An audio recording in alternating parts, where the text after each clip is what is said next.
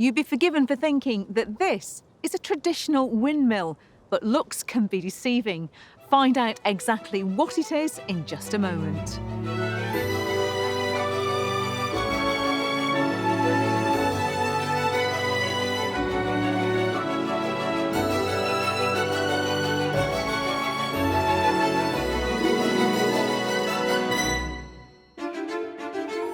Today's house hunters are trading French skies for open skies as they return to a familiar part of the English countryside. At times, it's clear they're going to have to acclimatise to UK property shopping. I love the shape of the house. I'm OK with the pink. Are you OK in pink? I'm fine with pink, yeah. You're in touch with your pink side, are you? Yes, I'm getting there slowly. Good to hear. But the rural charm of our houses seems to resonate. The beams are very similar to our French house. Feels like being at home already.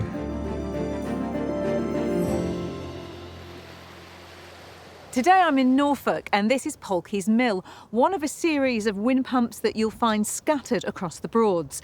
It was built in the 19th century and instead of harnessing wind power to mill flour, it was engineered to pump the water out of this marshy landscape so it could be used for farming.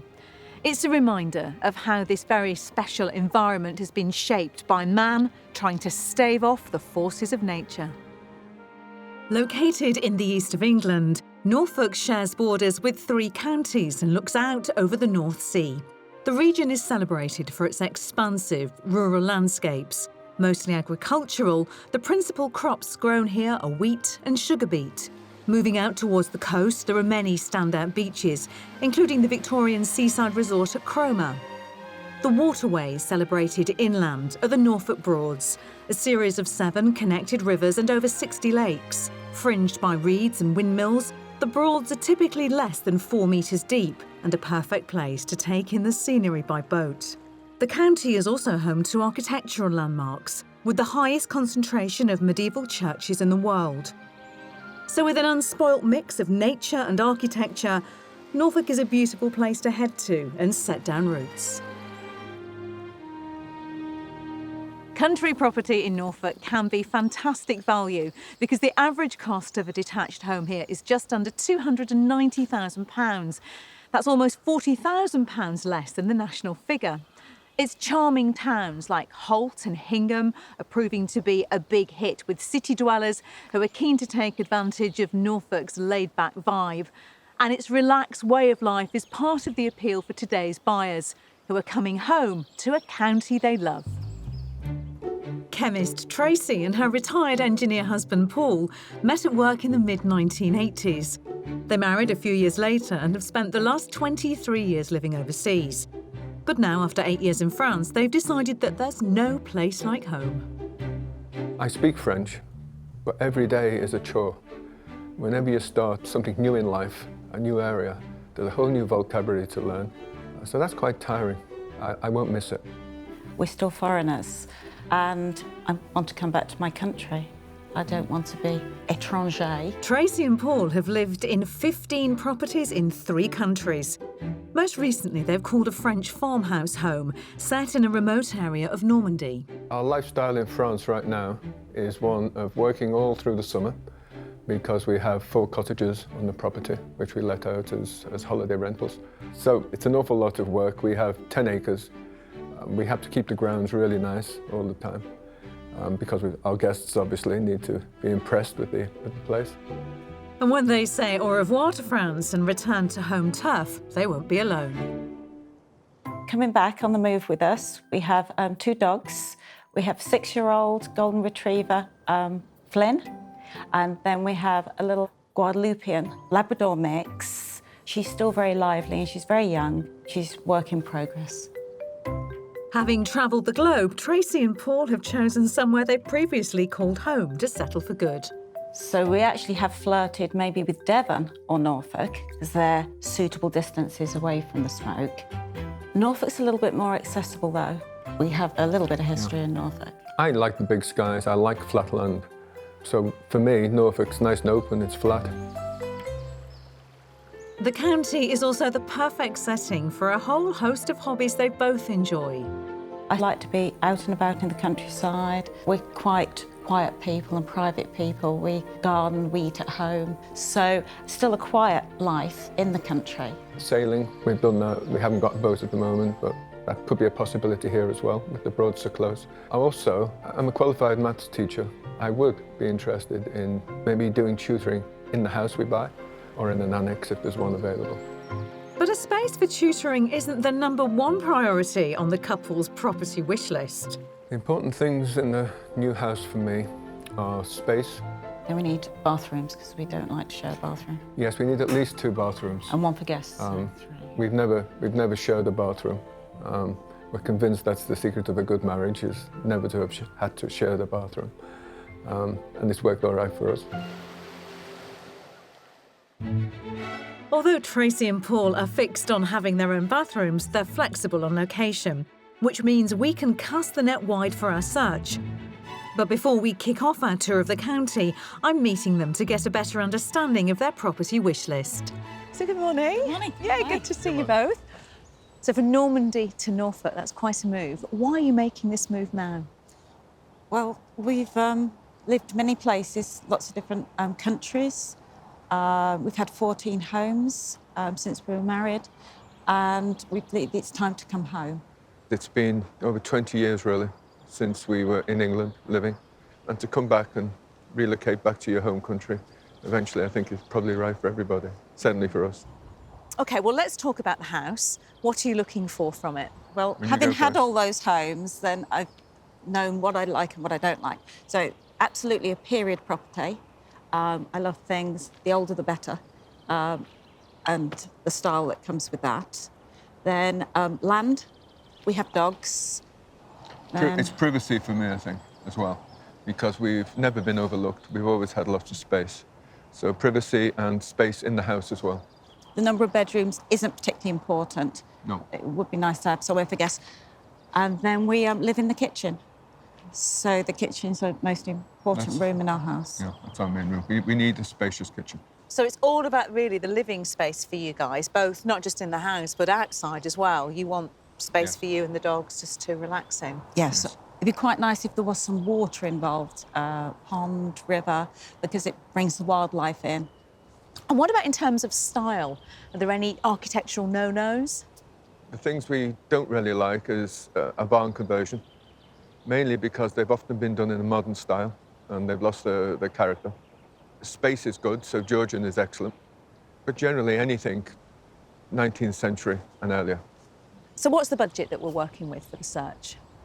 Well, we're looking at 900,000 is the top line, really. Well, that's a good budget for Norfolk. Yeah, well, that's partly why we're in Norfolk. Well, we've got some great properties to show you, so you keen to get started? Yes, Excellent. look forward to it. Let's go. For their budget of £900,000, Tracy and Paul are looking for a period property with at least 2 acres of land in a private setting. Inside, they'd like spacious living areas, and 3 bathrooms is right at the top of the agenda. Location-wise, either edge of village or remote suits them. We've chosen a selection of classic country properties for Tracy and Paul to view, but only after they've completed their tour of each will they discover the price. Our final visit takes in the mystery house, which I hope will pass their test with flying colours. We're on our way to the village of Roydon, near Norfolk's southern border. Less than 2 miles away is the historic town of Diss, home to its own market for over 500 years. Narrow lanes are lined with attractive architecture spanning the centuries. Behind their colourful facades, they offer a good selection of amenities, including cafes and pubs, like this attractive half-timbered one dating back to the 1700s. Back on the outskirts of Roydon, we arrive at this charming, substantial property. So let's open up the gate. And why don't we just settle here? I think this is a good spot to take a look from. Very pretty. It's cute. Yep. Love the windows. Yeah, very nice. Decent condition as well. It's a great two-listed property, and there actually is a listing on the window heads themselves because they're so beautiful. They're a real feature of this one. It's lovely. Windows. Yeah, it's very nice. Yeah, there's a lot to see in this house. It's a really interesting, quirky house, and I know that character matters to the two of you. Yeah. I doubt whether you'd find more character than you're about to see in this one. So let's go inside and take a look. Right. Yeah. This impressive house is built from a raft of traditional materials. It's mainly timber framed with wattle and daub infill and topped with an attractive thatch made from Norfolk reed. As we step inside, the rustic splendour of this property is immediately apparent. So let's open these beautiful doors and come straight in to this fabulously cosy living room. Oh, it's lovely. Very nice. And you're in here, the original part of the house. This is the 16th century part. And if you can see just over there, the bars, that was one of the old windows of the house. Okay. Yeah, it's really characterful, isn't it? That's nice. Yeah, Very nice. absolutely. Yes. Okay. All right, well, it's good to see you smiling. A good positive start. Yes. Having asked for a period property, I thought Tracy and Paul would be wowed by this house, but those measured responses are difficult to read. The abundance of character features continues on the ground floor. The generous dual-aspect dining room features an open brick fireplace, and next door lies the inviting country kitchen. Why I thought this really worked for the two of you is you've got this beautiful cosy kitchen, you know, with its range, but you've also got the area here that could easily be incorporated more into the kitchen, and your dining table could go in there, so you still have the lovely free flow feel. Yep. Wow, it's very busy. Busy's okay. Busy? There is a lot going on. I mean, it's lot going on. partly because there's so many old features in here as well. Yeah. It's really very interesting. What kind of feeling are you getting from the house? There's a calmness to it, which I like. And the spaces are good. Well, there's plenty more space on offer too. Next to the kitchen is a large utility area and a useful pantry. Also on the ground floor is the third large reception room, currently in use as a study, which could be perfect for Paul's math tutor room. Next to that, there's a cloakroom. Moving upstairs, there's a warren of rooms too, with the landing a feature in itself. On the first floor, there's a fabulous family bathroom with exposed brickwork and 3 double bedrooms. One is beautifully bright and another is complete with character beams. But we're making our way to the finest of all these bedrooms, which they could claim as theirs.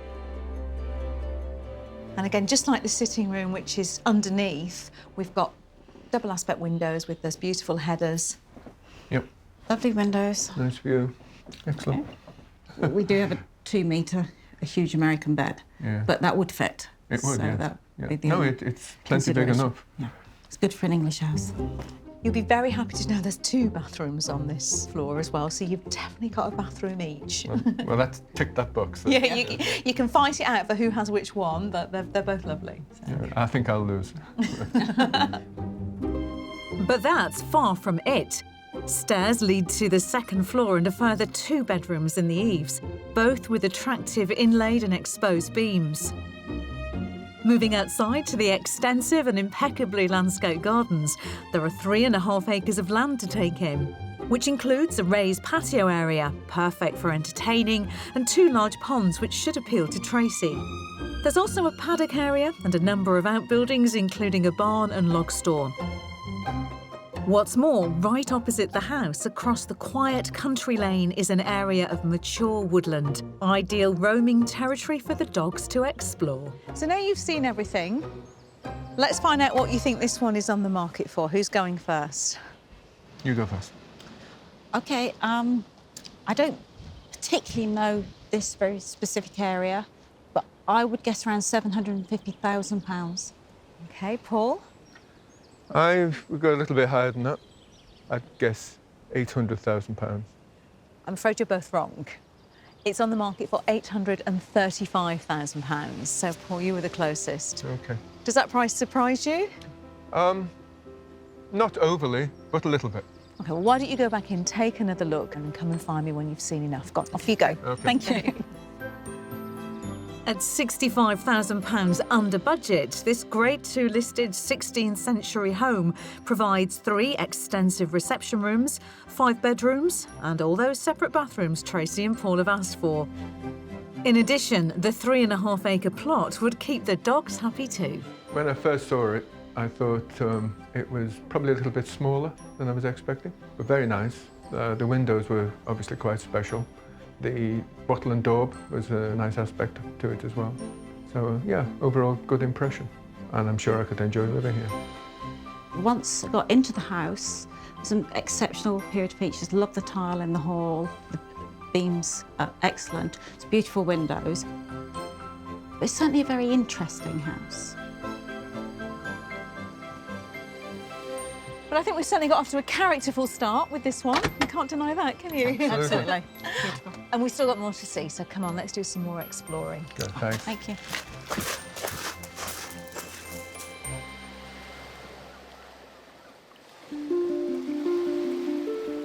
With so many beautifully scenic waterways in the region, it's easy to see why Tracy and Paul want to take to the helm of their own boat when they relocate to Norfolk. They've come to meet Adam Hilton in Houghton on the Broads. He traded a life in the city for one dedicated to restoring original Norfolk Broads pleasure boats and renting them out. And they can be appreciated in all their glory, even in the middle of a good old British downpour. So this boat was built in 1936 by a local company in Wroxham. Is she an original Broads cruiser? Yeah, so she's a traditional Broads cruiser. She's a flat-bottom riverboat. But what's unique to the boats in this area, she has a roof that folds down. So actually, they enable you to go under some of the low bridges that you have here on the Broads. When the railways came to Norfolk in the 1800s, it gave visitors easy access to the region. And boats like this one, called Nocturne, could be hired by day trippers and holiday makers, so they became accessible to the masses. What exactly is it you do here, Adam, with the boats? With this boat, we have had to do a lot of structural work on her. Our goal is to restore these boats and bring them back to their original condition and put them back out on the waterways. They represent a very important part of the local history here, and we've grown very passionate about saving them. And then you'll be happy to rent your beautifully renovated boat afterwards? Yeah, I mean, a lot of people say we're quite crazy for the idea of letting other people loose on them, but there are lots of enthusiasts and people that are as passionate as we are. As well as Nocturne, Adam and his wife have restored 2 other boats in the past 6 years. As part of a complete overhaul, some of her interior is currently under restoration in the workshop. OK, coming, guys. Tracy and Paul are going to get the chance to leave their mark on her by helping Adam varnish some battens from the cabin floor. So basically, it's just a simple thing of just taking back the gloss off the varnish and flattening it. Varnishing is a bit of a dark art. It's quite labour-intensive, but therapeutic as well. Just take these back and get them ready for their next coat. Normally, it's around about sort of 8 coats. OK, so we'll... Well, we'll give it a go. How many man-hours does this take to do one of these normally? So in total, it depends on the condition of the boat, but you're talking thousands of man-hours to actually get them fully restored.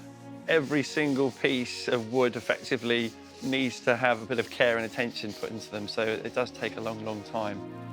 After a bit of elbow grease, Tracy and Paul are rewarded with a trip on the Broads aboard Adam's first fully restored boat, Lady Christina. And the sun's out for their maiden voyage. She was built in 1938.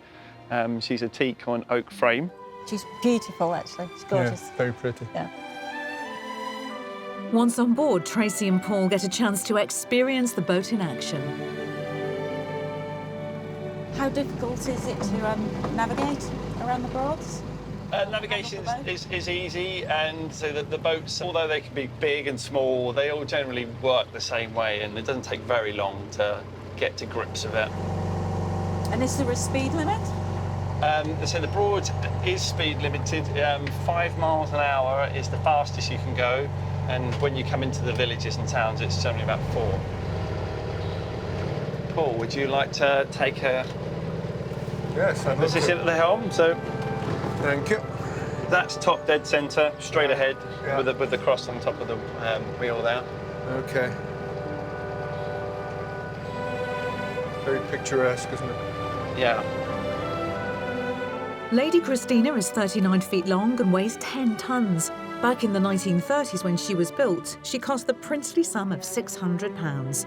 Today she's worth around £140,000. It's been very nice, very pleasant and interesting. Actually wonderful. I think the boat's excellent.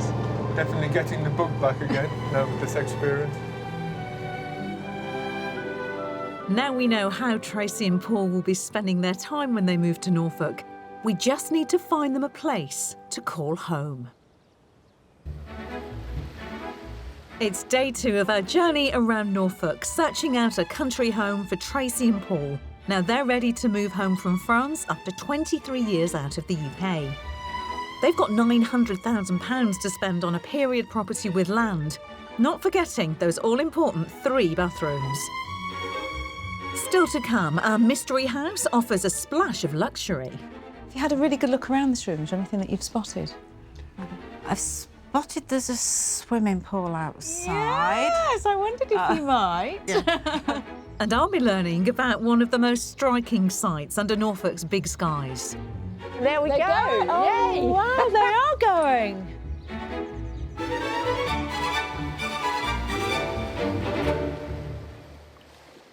It's the second day of our house hunt here in Norfolk, and I wonder how Tracy and Paul are feeling now they've had the evening to reflect.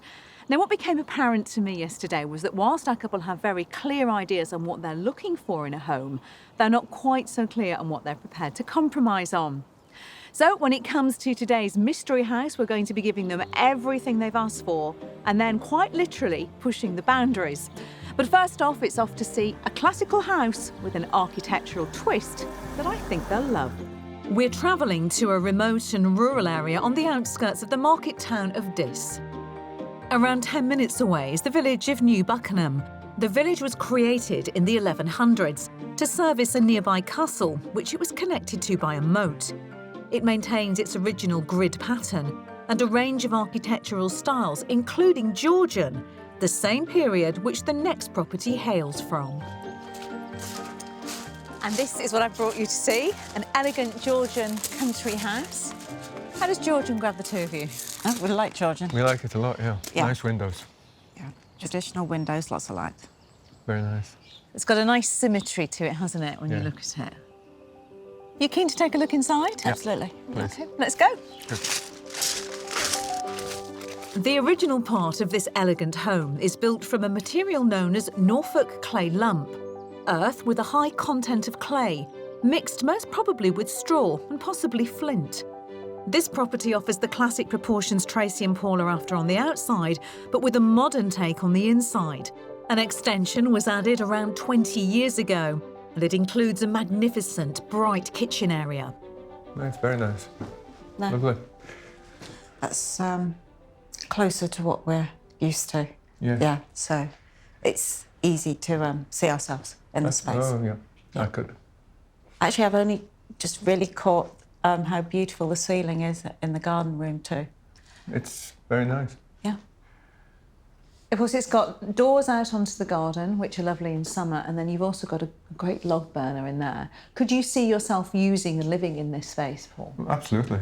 Yeah. Yeah, we tend to live in the kitchen, and this is an extremely nice kitchen to live in.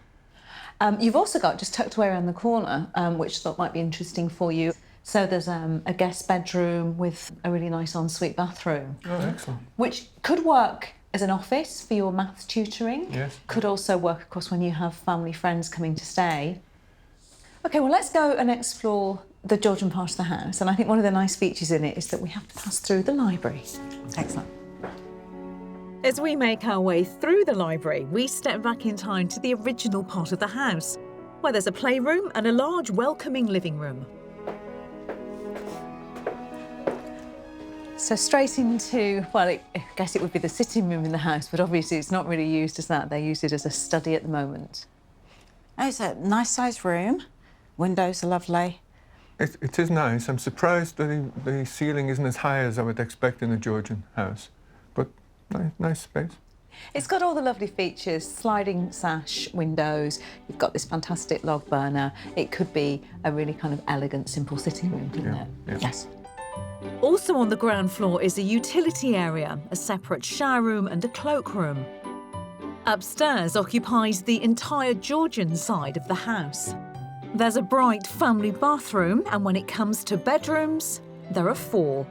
2 singles, one of which is dual aspect, along with 2 doubles, both of which benefit from those large Georgian-style windows.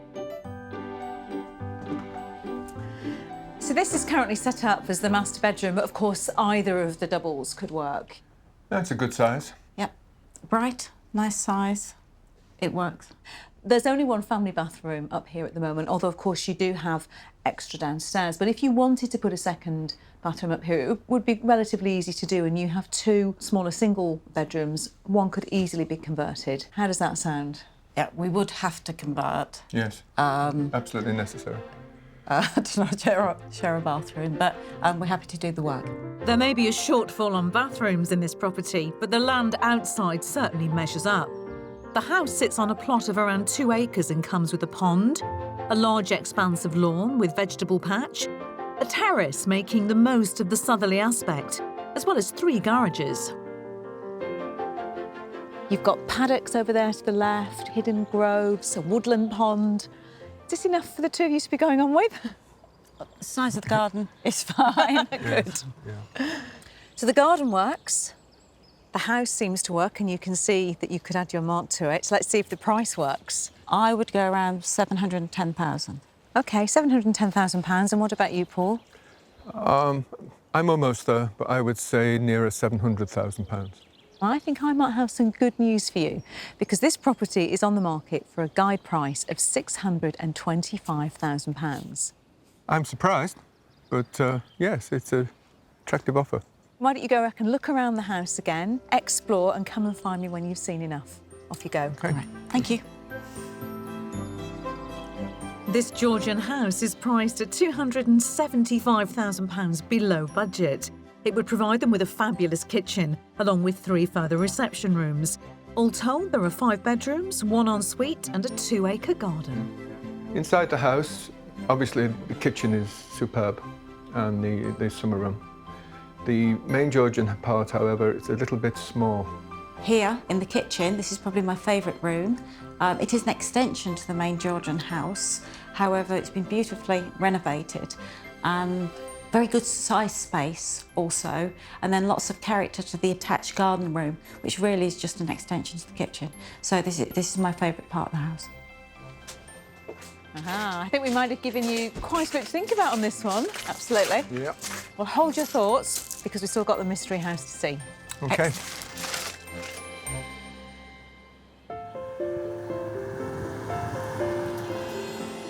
For our last offering, we're hopping into Suffolk to the village of Cheddeston. A couple of miles away is the market town of Halesworth, around 10 miles from the coast.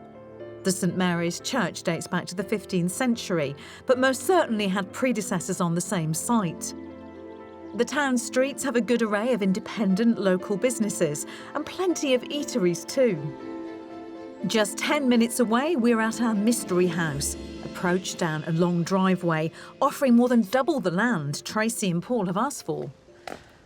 Now, I know you're not too keen for your home to be right next to a road, so how does a driveway like this one grab you? It's beautiful. Love Very it. nice. Yeah, excellent. Great. Are they your paddocks? Yes, the paddocks do come with the property. It has got land with it, 6.8 acres of it. Excellent.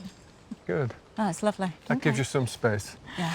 So why don't we go for a wander along this fabulous driveway and take a look at the mystery house? Great. This magnificent Grade 2 listed mystery farmhouse is thought to date back to the 16th century, and I'd say it's definitely worth the journey over the border. We're actually now in Suffolk. How do you feel about that? No, that's fine. We talked actually about Suffolk or Norfolk, but I think because we'd lived in Norfolk before, then we just went north of the border. Does it appeal to you? Yeah, it looks. I love the shape of the house. I'm OK with the pink. Are you OK in I'm pink? fine with pink. Yeah. you're in touch with your pink side, are you? Yes, I'm getting there slowly. Good to hear. The majority of this mystery property is colour washed in Suffolk pink, a regional style dating back to the 14th century, when natural colours would have been added to whitewash, such as elderberries or even pig or ox blood, to produce the pretty hue the area is known for. An attractive beamed entrance hall leads to the downstairs living rooms. So let's pass through this cosy snug into the main sitting room, where you can really see the history of this house. It's a timber frame wattle and daub construction, and I think what's beautiful is just the amount of beams in here that you can see. Yes. Yeah, actually the beams are very similar to our French house. It's a similar feel to it. Feels like being at home already. Nice room. Yeah. Yes. Have you had a really good look around this room? Is there anything that you've spotted?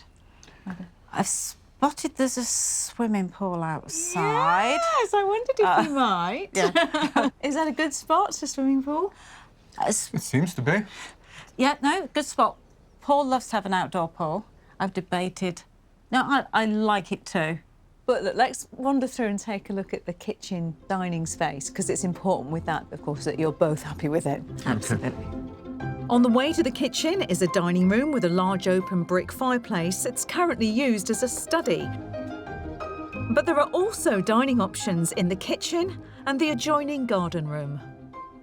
Actually, the shape's very good. I mean, obviously this part isn't as old as the rest of the house. It was added on in the 1960s. But, you know, you've still got character and shape of the beams, and I really like the flow through the two rooms, Yes. which I know is that kind of open plan feel, living in the kitchen, that you really do live in this room, don't you? Yes. Yes. OK, should we talk bedrooms? Yes. And bathrooms.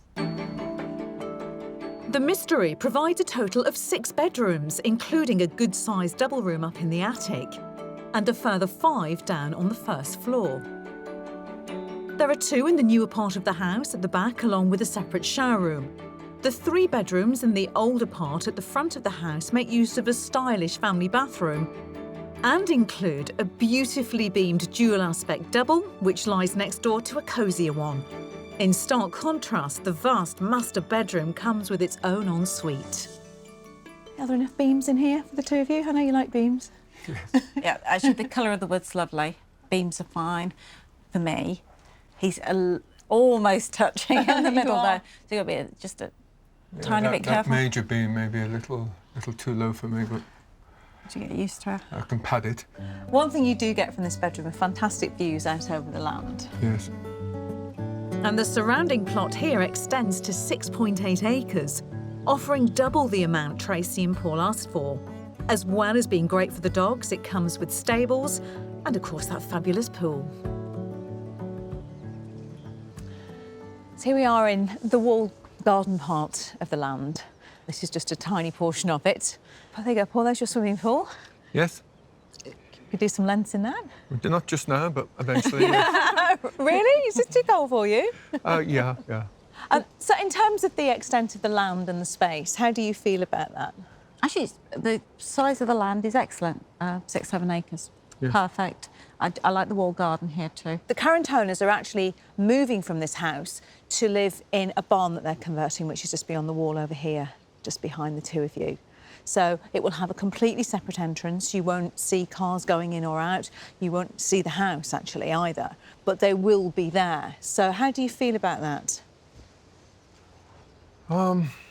Not sure. Now Don't we know. We'd have haven't. to see how close they are. Yeah, wouldn't we haven't looked at the total setup or plot of land yet. So I think we'd have to take a closer and better look at that. But it's not sounding good. So we know what the compromise is, and we also know that the house and the land do seem to work for you. But what we don't know is the price.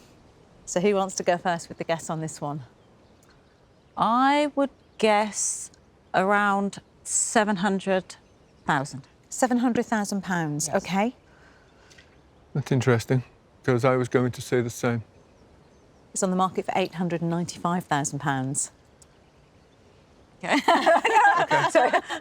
Well, It's a surprise. Take a look around, have another look, and come back and find me when you're ready to leave. All right. OK, off you Okay. go. Okay, Thank thanks. you.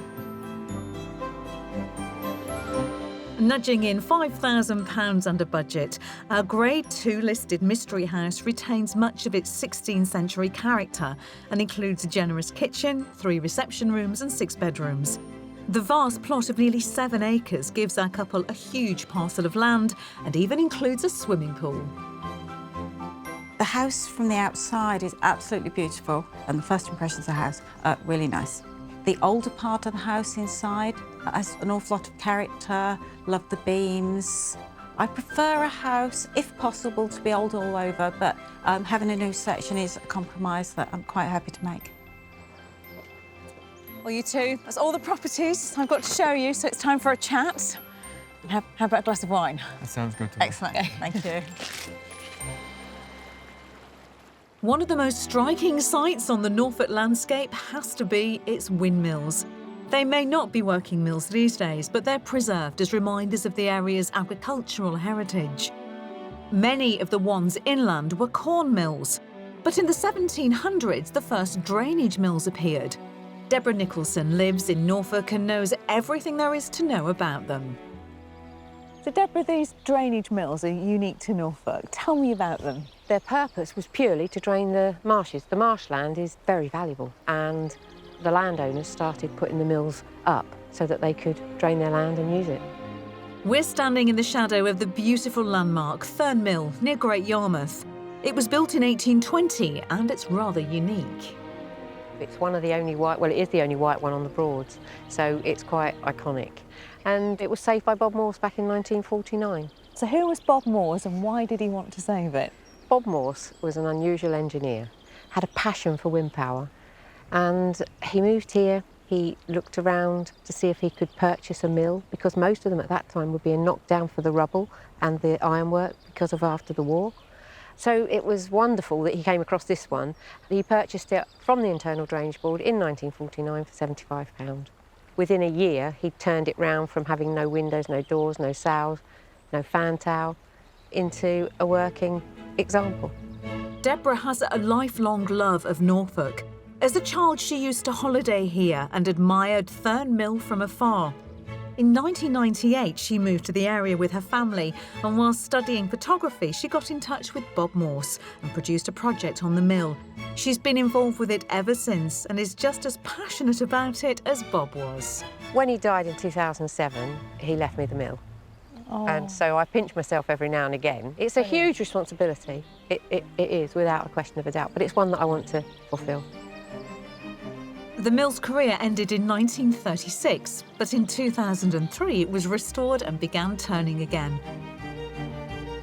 When it first operated, it had canvas sails, which were replaced by patent sails in 1885. And a turbine was also installed. Ah, so this is where all the magic happens. Absolutely, yes. It works for demonstration purposes only, so instead of pumping straight into the river like it used to, it goes round in a circle, but at least it gives the public an idea of what it used to do. So it's magical, really. Is there enough wind today to get it to work? Well, I'm beginning to think it's picking up. We might just be lucky. It does seem to be. So maybe I can ask you to pull the shutters. You just Okay. need to pull on this chain till we close the shutters, and I'll get hold of the brake. Because they need to be closed, of course, to catch the wind. That's right, yeah. And what does the brake do? The brake literally takes a band off of the brake wheel and allows it to turn. There we go. Oh, Yay! wow, they are going. When this was a working mill, as the sails turned, the internal shaft would drive the turbine, which would then enable marshland to be drained. Bob Morse loved wind power so much that in the early 1980s, he set up a museum dedicated to it.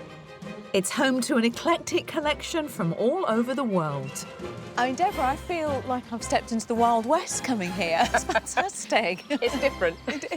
Do you have a personal favourite from this collection, or is there one that people are really drawn to? To be honest with you, this one, the scoot wheel, is everybody's favourite. I think it's just the sheer surprise when it moves and they see how the marsh was actually drained. So this is the one that would have been at the mill? Yes, Thurn Mill, exactly the same as the one that would have been at Thurn Mill. So how does it work? This one has been put here to demonstrate how it would work on an electric motor. But it would normally have worked by wind, and the paddles would literally lift the water up to a 3 foot, 4 foot, 5 foot height and drain the marsh straight into the river. Can you work your magic, get it turning? Yes, of course we can. Maybe Paul could press the button. It's a big old noise. It is, yes. It makes a racket. Nowadays, there are no working mills. And because electric pumps are used for land drainage instead of wind power, sadly, there are no sails gently turning in the wind on the Norfolk skyline. But the mills that still stand proud here are a wonderful reminder of their important purpose in this countryside. Tracy and Paul have had plenty of experience when it comes to house hunting with all the various homes they've lived in around the world. But I do think that this move, which isn't just to Norfolk, but is also back here to the UK, must be a daunting one, and I know they want to get it right. So I'm intrigued to hear what they're going to say now. Well, we've reached the end of our time together. Have any of the properties that we've shown you struck a chord or stood out for you? The one that I liked the most was actually the Mystery House. The entrance to the house was absolutely superb, very 17th century. Front to the house was excellent. And what about you, Paul? Was there a house for you that just really hit a chord with you? Initially, it was the same. It was the Mystery House. When we were at the bottom of the drive there and we saw the whole thing, and that marvellous drive and the land around it, yes. But then, as we know later on, I was a little bit disappointed in the layout when I got there. The first house was also interesting for me. So yeah, that lovely thatched house with its Norfolk reed roof, I think actually appealed to you more than Tracy, didn't it? I think it did, yes. I'm not too sure why. You were quite taken with it. Yes, I was. Absolutely, downstairs in the house, walking around. I thought it was really, really nice, very calm, very cosy. The grounds were nice. Are neighbours the really big issue, do you think, with both of them? I actually think they probably are. Having lived in the US and France, where actually land's cheaper, you often have bigger plots. I think it's quite difficult to think that we've got someone living right next to us. And I think maybe we've been spoiled over the years, being isolated and being able to be relaxed all the time without worrying about anybody else. So have we opened your eyes up to any new areas or any new types of property? It's helped for me in terms, it's like a pick and mix. You see a little bit in one and then a little bit in another, and you come to terms eventually with maybe we've got to compromise. I hope that you find everything that you're looking for in that pick and mix in one property here, and we wish you all the best with your move to Norfolk. Thank you. Thank you. Cheers. It's been a really good week.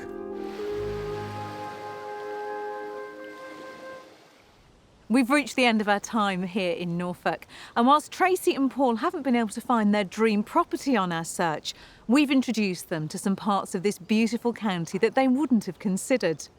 We wish them lots of luck finding a house to call home on their return to the UK. Join me next time on Escape to the Country. Tracy and Paul continued their search for their dream home, and I'm pleased to report they've just completed on a 16th century house in the Norfolk market town of Attleborough, which, just like our mystery house, enjoys a huge 7-acre plot. We wish them all the best in their new countryside home. If you would like to escape to the country in Northern Ireland, Scotland, Wales or England and need our help, then apply online at bbc.co.uk/be on a show.